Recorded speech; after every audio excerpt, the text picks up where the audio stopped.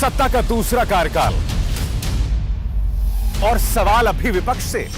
सवाल तो उससे होगा जिसके हाथ में ताकत हो, जिसके हाथ में पुलिस हो, संस्थाएं हो और मीडिया जिसके सामने नतमस्तक हो। सवाल तो उससे होगा ना। हम लेकर आए खबरों का एक ऐसा शो जिसमें सवाल होंगे सीधे, बेलाग और बेबाक उनसे जो सवालों से बचते हैं, जिनके हाथ में ताकत है। बेबाक सिर्फ द लाइव टीवी पर। द लाइव टीवी, सच सबसे आगे। नमस्कार, बेबाक में आपका स्वागत है। और मैं जानता हूं कि आप लोग मेरा इंतजार कर रहे थे, आपको यह बताने के लिए कि ममता बनर्जी की शानदार जीत के क्या मायने हैं। देखिए, कई लोग ये कहेंगे कि ममता बनर्जी ने बहुत मुश्किल से यह जीत हासिल की क्योंकि मुकाबला भारतीय जनता पार्टी से था। जीत उनकी मुश्किल नहीं थी, उन्हें जीतना ही था। मगर भारतीय जनता पार्टी ने एक ऐसा भौकाल बनाया था अपनी पालतू, अपनी गुलाम मीडिया के जरिए, जिसमें वो ये तक कह रहे थे कि ममता बनर्जी 100 का आंकड़ा पार नहीं करेंगी। मैं आपको बतलाता हूं दोस्तों, इनकी पालतू मीडिया क्या कर रही थी। सबसे पहले आपके स्क्रीन पर अर्नब गोस्वामी रिपब्लिक टीवी से ये कह रहे थे कि भारतीय जनता पार्टी 10 सीटों से जीत जाएगी। मगर मुद्दा यह नहीं है। क्या आप जानते हैं, आज सुबह से रिपब्लिक टीवी पर इस आदमी ने एक बार भी अपने दर्शन नहीं दिए। उल्टा ये देखिए अपने स्क्रीन पर, आज ये लोग कोरोना पे कार्यक्रम कर रहे हैं। आप जानते हैं, मैं भी बहुत मुश्किल से आज की तारीख में बंगाल पर अपनी राय दे रहा हूं, क्योंकि मेरी भी तमाम ऊर्जाएं, तमाम ध्यान देश की जनता जो कोरोना से मुकाबला कर रही है उस पर है। मगर आप जानते हैं, पिछले कुछ अरसे से लगातार मैं कोरोना पर ही जोर दे रहा हूं। इस आदमी को कोरोना की तब याद आई जब भारतीय जनता पार्टी को हार का सामना करना पड़ा। अगर आज भारतीय जनता पार्टी जीत रही होती सिर्फ 10 सीटों से, तब मैं दावे के साथ कह सकता हूं कि तमाम न्यूज चैनल्स जो हैं, ये लोग जोरदार तरीके से पश्चिम बंगाल चुनावों पर बने रही। इस बंदे को देखिए, ये वही व्यक्ति है जिसे मुंबई में पत्रकारों ने खींच खींच के तमाचे दिए थे। यह कह रहा था कि मेरे इस शब्द पर गौर कीजिए, भारतीय जनता पार्टी जरूर जीतेगी। ये लोग अपने आप को पत्रकार और सेफोलॉजिस्ट कैसे कहते हैं? कि ऐसे कहते हैं ये लोग अपने आप को, ये मैं नहीं समझ पाता हूं। मगर जो मैं आपको बता रहा हूं, ममता बनर्जी की जीत मुश्किल नहीं थी। मगर आपको यह समझना पड़ेगा कि ममता बनर्जी किन लोगों से मुकाबला कर रही थी। इन चेहरों पर गौर कीजिए। सबसे पहले प्रधानमंत्री नरेंद्र मोदी का करिश्मा। दूसरी बात, अमित शाह की अपनी सोच। और रही बात अमित शाह की सोच पर, इस पर मैं चर्चा आगे करूंगा, उसके लिए आपको मेरे साथ बने रहना पड़ेगा। इसके बाद गौर कीजिए, प्रवर्तन निदेशालय, इनकम टैक्स, एनआईए, सीबीआई और इनकी पालतू मीडिया जिनके तमाम एंकर्स पहुंच चुके थे पश्चिम बंगाल की जमीन पर। और ये लोग हर कंस्टिट्यूएंसी में जाकर यह दावा कर रहे थे कि ममता बनर्जी हारने वाली है, हारने वाली है, हारने वाली है। और मैं आपको बताना चाहता हूं कि ममता बनर्जी पे लगातार गंदे और निजी हमले किए जाते रहे। आज मैं आपको बताने वाला हूं कि दरअसल ममता बनर्जी जीती क्यों, एक एक करके आपकी स्क्रीन पर दोस्तों जो आने वाला है। सबसे पहले दीदी के मान और उनकी अस्मिता पर हमला हुआ। जी हां, इस चुनाव में जितना गंदा हमला दीदी पर हुआ है, वैसा आज तक किसी पॉलिटिकल पार्टी ने किसी महिला पर हमला नहीं किया। सबसे पहले देखिए प्रधानमंत्री किस तरह से उनका मजाक उड़ाया करते हैं। ओ दीदी,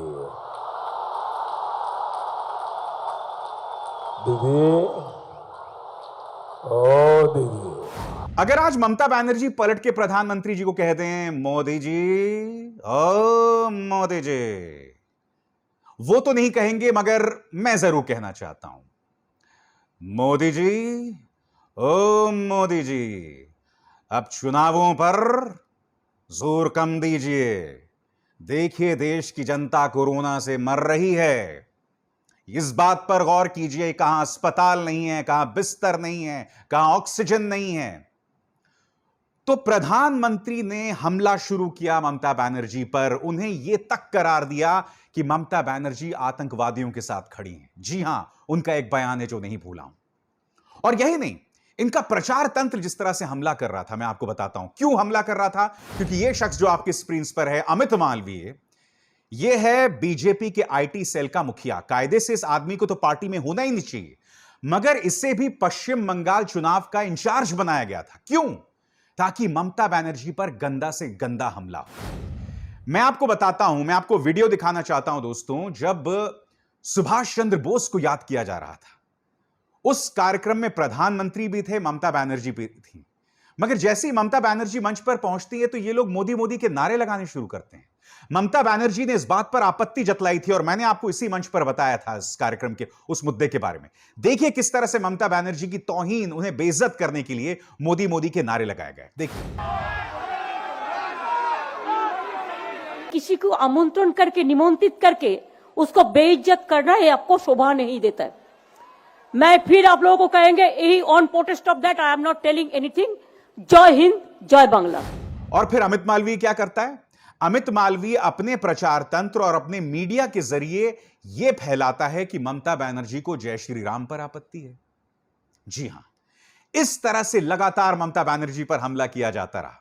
ममता बनर्जी के बारे में इस शख्स यानी कि दिलीप घोष ने यह तक कह दिया था कि आपको कोई चोट वोट नहीं लगी है, आप बरमूडा पहन लो, अगर इतना ही आपको अपना चोट दिखाना है, साड़ी से आपकी चोट नहीं दिखने वाली है। एक 66 साल की बुजुर्ग महिला के बारे में ऐसे शब्द। और इसी दिलीप घोष ने यह भी कहा था कि ममता बनर्जी का खून की जांच होनी चाहिए, इन्हें जय श्री राम पर आपत्ति है। इन्होंने लगातार धार्मिक नारों का इस्तेमाल किया दोस्तों और तमाम हदों को पार कर दिया, तमाम हदों को पार कर दिया। और फिर मैं नहीं भूल सकता हूं, अनुपम हाजरा नाम के एक बीजेपी नेता ने कहा कि अगर मुझे कोरोना हो गया तो मैं ममता बनर्जी को गले लगा लूंगा, उन्हें झप्पी पालूंगा। एक के बाद एक इन लोगों ने हमला किया और भारतीय जनता पार्टी की गुनाहों की दास्तान को पूरी तरह से दफन कर दिया गया। आपको याद होगा, उनकी एक नेता के कार में से ड्रग्स पकड़े गए थे और उस चक्कर में कैलाश विजयवर्गीय के तो सबसे करीबी आदमी, उसकी भी गिरफ्तारी हुई थी, मगर किसी ने उसकी चर्चा नहीं की। और वो ड्रग्स कहां गए, क्यों हुए, अब इस बात की कोई चर्चा नहीं की जाती दोस्तों। आगे देखते हैं। बंगाली बनाम बाहरी। हालांकि नंदीग्राम के अंदर शुभेंदु अधिकारी लगातार कह रहे थे कि ममता बनर्जी बाहरी हैं, मगर ममता बनर्जी की जीत की जो सबसे बड़ी वजह है ना दोस्तों, उन्होंने लगातार फोकस इस बात पर रखा कि मोदी जी यहां पहुंचे जरूर हैं, मगर ये लोग बाहरी हैं। ये लोग किस तरह से बांग्ला अस्मिता के बारे में सोचेंगे? क्योंकि देखिए, स्थानीय तौर पर इनके पास कोई नेता नहीं था, कोई नेता नहीं था। मतलब आप देखिए ना, आज की तारीख में जो सबसे बड़ा चेहरा जिसके आधार पर वो चुनाव पे उतरे थे, वो थे प्रधानमंत्री नरेंद्र मोदी। अब वो थोड़ा ना सीएम बन सकते थे।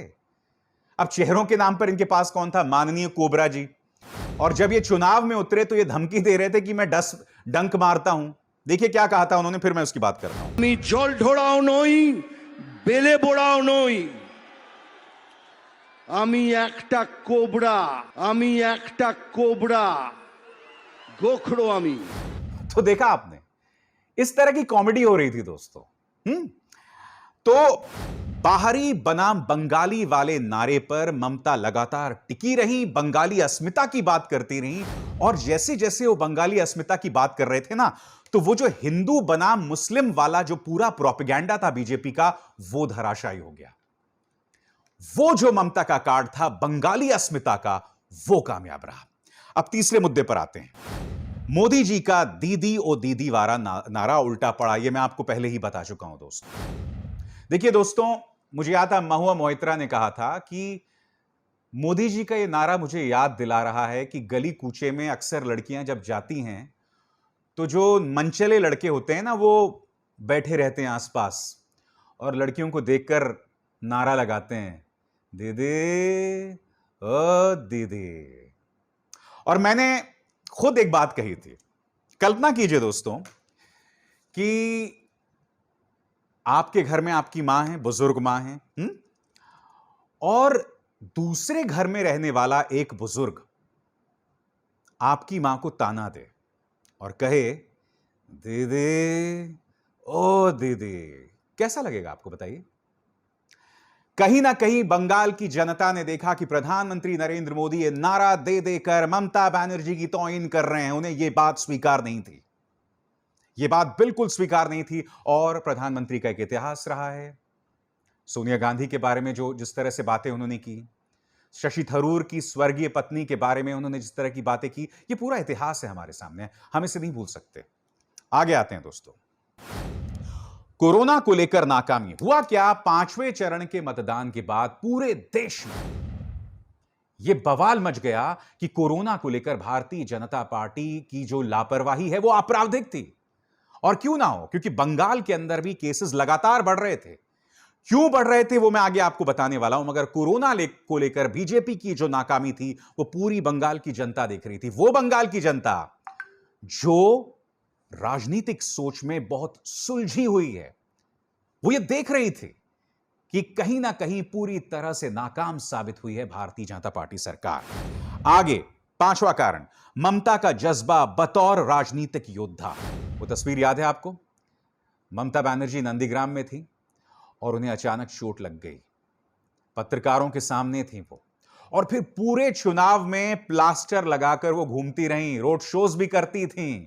तो वो अपनी चेयर में बैठे बैठे रोड शोज करती थी। इस तस्वीर ने महिला वोटर्स पर जबरदस्त असर डाला दोस्तों, और वो अकेली चुनाव लड़ रही थी। मैंने कार्यक्रम की शुरुआत में आपको बताया उनका मुकाबला किन लोगों से था। प्रवर्तन निदेशालय, सीबीआई, एनआईए, उनके एक नेता को बीच चुनाव में एनआईए ने गिरफ्तार कर लिया।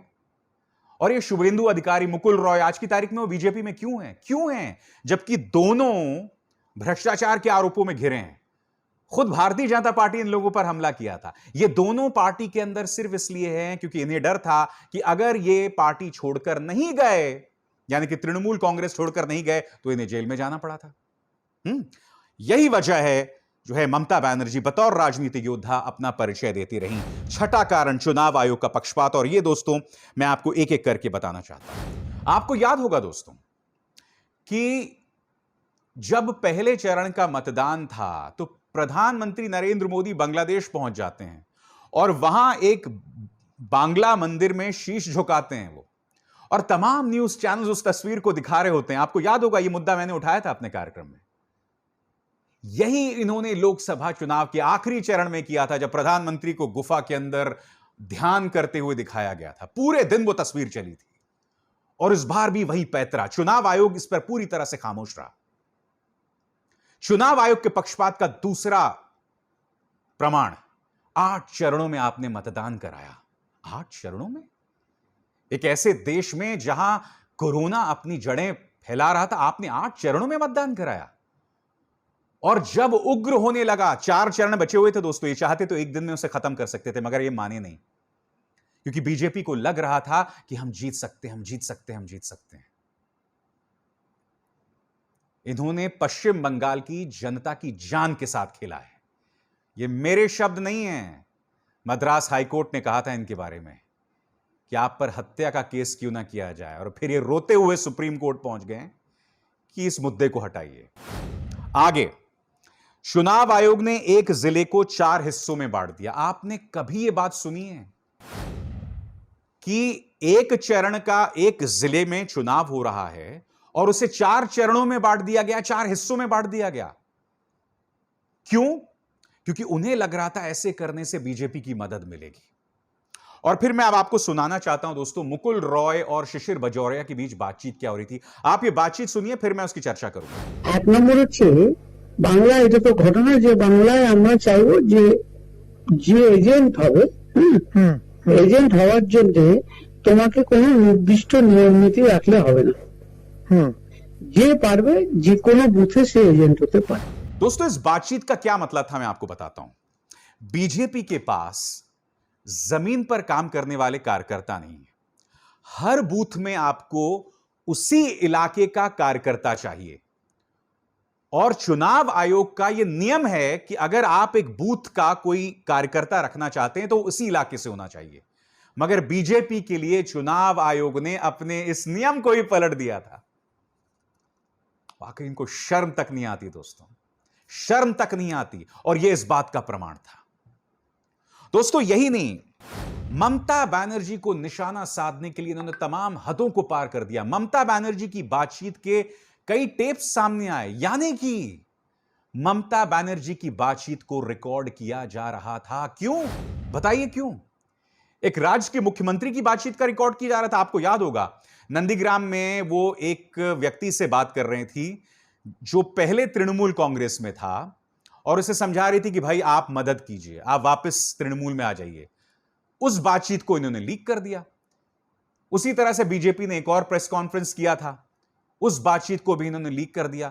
भारतीय जनता पार्टी का प्रचार इतना निम्न स्तरीय रहा, इतना घटिया रहा है ना, जिसकी कोई सीमा नहीं। मेरी मित्र रोहिणी सिंह ने रवीश कुमार तमाम लोगों के साथ मिलकर प्रशांत किशोर के साथ बातचीत की थी क्लब हाउस में। उसे लीक करवा के मानो पता नहीं कौन सी बड़ी सीक्रेट बातचीत है, इन्होंने यह बता दिया कि देखिए किस तरह से प्रशांत किशोर जो हैं मोदी विरोधी पत्रकारों से बात कर रहे हैं और इन्होंने हार स्वीकार कर ली। मतलब बेवजह उससे मुद्दे को तूल देना। हालांकि प्रशांत किशोर ने आज ऐलान कर दिया है कि अब मैं पॉलिटिकल कंसल्टेंसी छोड़ रहा हूं।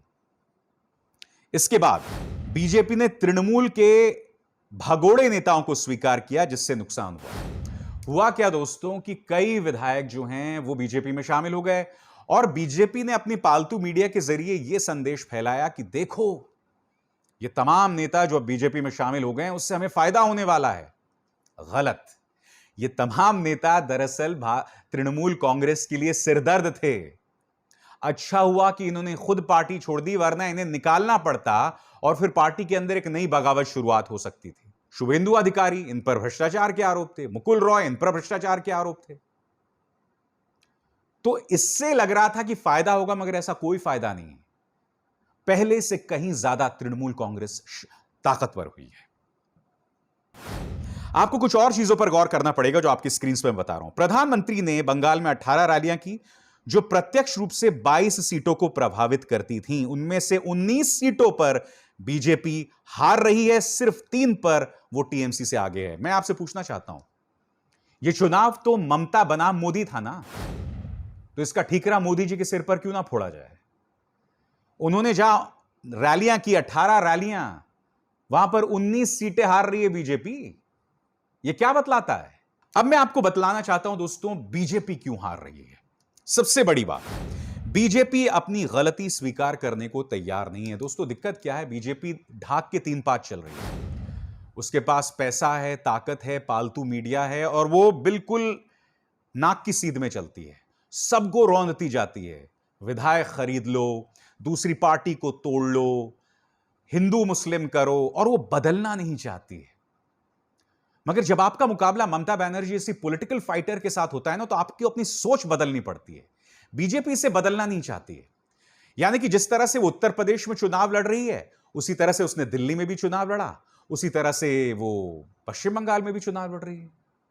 हर जगह वही नारे, देश के गद्दारों को, हर जगह जय श्री राम के नारे, और हर जगह ये नारे कामयाब नहीं होते हैं। इसके बाद वो अपनी दकियानूसी राजनीति से भी बाज नहीं आ रही है। जी हां, दकियानूसी राजनीति। भारतीय जनता पार्टी, मैं बार बार यही कहता था दोस्तों, ये लोग पश्चिम बंगाल जीत भी गए तो कौन सा कमाल कर लेंगे। और मैंने आज ट्वीट भी किया है, मैंने कहा है कि अच्छा हुआ आप लोग पश्चिम बंगाल हार गए, वरना आप पर दबाव बन जाता बंगाल को सोनार बांग्ला बनाने में, बिल्कुल उसी तरह से जैसे आपने उत्तर प्रदेश में राम राज्य ले आए हैं। और यूपी में आप जानते हैं चाहे कोरोना को लेकर क्या हाल है या लॉ एंड ऑर्डर को लेकर क्या हाल है। तो बंगाल की जनता को शुक्र मनाना चाहिए, क्योंकि वहां पर भी ये लोग ऐसा सीएम बिठा देते जो अस्पताल पर कार्रवाई करता, जो ऑक्सीजन की मांग करता उस पर एफआईआर करता, जो ये बाकी राज्यों में कर रहे हैं। इसके बाद वो धर्म को नफरत में तब्दील कर रही है। जय श्री राम के नारे के जरिए वो समाज को बांटने की कोशिश कर रही है। जी हां, जय श्री राम एक ऐसा नारा है जिसे हम सबको बांधना चाहिए, क्योंकि राम एक प्रतीक है मर्यादा के, राम प्रतीक है मर्यादा पुरुषोत्तम के। मगर इन्होंने राम को प्रतीक बना दिया है उग्र हिंदुत्व का, मिलिटेंट हिंदुत्व का। और वो गाना है भाई कि देखो दीवानो तुम ये काम ना करो, राम का नाम बदनाम ना करो। ये गाना भारतीय जनता पार्टी पर फिट बैठता है। 90 के दशक से लेकर अब तक इन्होंने राम का इस्तेमाल सिर्फ राजनीति के लिए किया है, और यही ये लोग कर रहे थे पश्चिम बंगाल चुनावों में। मगर मुझे शुक्र है कि वो नारा काम नहीं आया। ममता बनर्जी को न सिर्फ मुसलमानों का वोट मिला, उन्हें हिंदुओं का भी छप्पर फाड़ वोट मिला। और अब आपके स्क्रीन पर यह शख्स अमित शाह, आज मैं आपके सामने कुछ मुद्दे रखना चाहता हूं। सबसे पहला, अमित शाह से सवाल कौन पूछेगा? दूसरा, पहले राउंड के बाद प्रेस कॉन्फ्रेंस करके उन्होंने जीत का दावा किया, क्यों? उनके वाहियात दावों पर सवाल क्यों नहीं? पहले राउंड का प्रेस कॉन्फ्रेंस होता है और अमित शाह कहते हैं कि हम जीत रहे हैं। हर राउंड के बाद वो बताते थे कि मैं इतनी सीटें जीत रहा हूं। क्या कोई पत्रकार अमित शाह से सवाल पूछेगा? क्या अमित शाह से सवाल पूछा जाएगा कि आपके रोड शोज में आप कभी भी मास्क नहीं पहनते थे, क्यों भाई? आखिर क्यों? अमित शाह को चाणक्य बताया जाता है, मगर मैं आपसे पूछना चाहता हूं, दिल्ली आप नहीं जिता पाए, बिहार 2015 का आप नहीं जितला पाए, हरियाणा आप किसी तरह से मुश्किल से जीत गए क्योंकि कांग्रेस वहां आलसी थी। 2018 में जो 3 राज्यों पर कांग्रेस जीती थी वो आप नहीं जिता पाए थे। यह बात अलग है कि एक में सत्ता वापस आ गई। तो अमित शाह से यह सवाल कोई नहीं पूछता और यह सवाल पूछे जाने चाहिए। अमित शाह को कटघरे में रखा जाना चाहिए, न सिर्फ राजनीति के लिए, मगर अभी जो असली मुद्दा है, असली मुद्दा यह है कि आपको इनसे सवाल पूछना पड़ेगा कि यह हार क्यों। और मैं पालतू मीडिया की बात करते रहा हूं दोस्तों, इन्होंने पूरी फील्डिंग कर रखी थी। देखिए, एबीपी न्यूज के 2 पत्रकार, एक पत्रकार कह रहा है बीजेपी को 145 सीटें मिलेंगी, दूसरी पत्रकार कह रही है 175 सीटें मिलेंगी। पूरी फील्डिंग कर रखी थी। देखिए, एबीपी लाइव 175 सीटें, और इस आदमी के बारे में बता ही चुका हूं, यह कह रहा था कि जो है सीटें मिलेंगी। अब मैं आपको बताता हूं आज का मीडिया का खेल। आपके स्क्रीन पर दोस्तों यह है रिपब्लिक टीवी। इन लोगों ने आज कोरोना पर कार्यक्रम किया, सिर्फ इसलिए क्योंकि बीजेपी हार रही है। फिर ये देखिए, टाइम्स नाउ ने कल से ऐलान कर दिया था कि हम कोरोना पे कार्यक्रम करेंगे। इनको भी पता चल गया था कि बीजेपी नहीं जीतने वाली है, इसलिए आज वो किससे बात कर रहे हैं? सदगुरु से। अब सदगुरु तुम्हें कोरोना पर ज्ञान देंगे? मतलब ये धर्म गुरु है, मैं क्या बोलूं, अब मुझे बोलना नहीं चाहिए, बट जो भी है। तो दोस्तों, मीडिया बुरी तरह से एक्सपोज हुआ है इस बार, मगर अब सवाल है कि इसका राष्ट्रीय राजनीति पर क्या असर पड़ने वाला है। क्या इसका उत्तर प्रदेश पर असर पड़ेगा? दोस्तों, यह स्वर्णिम मौका है भारतीय जनता पार्टी को वहां चुनौती देने का, मगर क्या अखिलेश यादव ममता बनर्जी की तरह स्ट्रीट फाइटर बनने को तैयार हैं? क्या वो करने को तैयार है? अगर वो ऐसा करेंगे तो यकीनन वहां से बीजेपी को हटाना मुश्किल नहीं होने वाला है समाजवादी पार्टी के लिए, क्योंकि अखिलेश यादव इस वक्त पूरी तरह से गायब है। तो एक बात। दूसरी बात, राष्ट्रीय तौर पर क्या होगा? आप ये ना भूलें कि ममता बनर्जी को बधाई कई लोगों ने दी है, महबूबा मुफ्ती, अरविंद केजरीवाल, अखिलेश यादव, तमाम लोगों ने बधाई दी है। तो क्या वो ममता बनर्जी को राष्ट्रीय राजनीति का प्रतीक मान रहे हैं? क्या ममता बनर्जी वो धुरी हैं जिनके आसपास राष्ट्रीय राजनीति खेली जा सकती है? मेरा जवाब है नहीं। मोदी को चैलेंज करने के लिए आपको एक संवाद कायम करना पड़ेगा, आपको एक विकल्प देना पड़ेगा, चेहरे के तौर पर नहीं, राजनीति के तौर पर। और क्या कांग्रेस वो विकल्प दे सकती है? क्या कांग्रेस के पेट में या जिगर में वो आग है जिससे वो मोदी को चुनौती दे सकते हैं? कहीं ना कहीं कांग्रेस को अब वो लीड लेनी पड़ेगी, वो जद्दोजहद करनी पड़ेगी, और अगर वो नहीं करेंगे तो 2024 में प्रधानमंत्री नरेंद्र मोदी को फिर से आने से कोई नहीं रोक सकता दोस्तों। मगर ये बड़ा मुद्दा है, इस पर मैं आगे आपसे बात करूंगा। आज ये एक बड़ी खबर है। मुझे लगता है कि अगर आज बीजेपी जीत जाती दोस्तों, तो मैं दावे के साथ कहता, ये लोग ये लगातार कहते कि देखो हम कोरोना में भी सही काम कर रहे हैं, और फिर उसके बाद ये लोग रौंदते चले जाते भारत से जुड़ी जो तमाम मान्यता हैं उसको। मैं उम्मीद करता हूं कि भारतीय जनता पार्टी सबक लेगी, आत्ममंथन करेगी कि तुम्हारी इस नफरती राजनीति का किसी को फायदा नहीं है, तुम्हें भी नहीं। नमस्कार। द लाइव टीवी, सच सबसे आगे।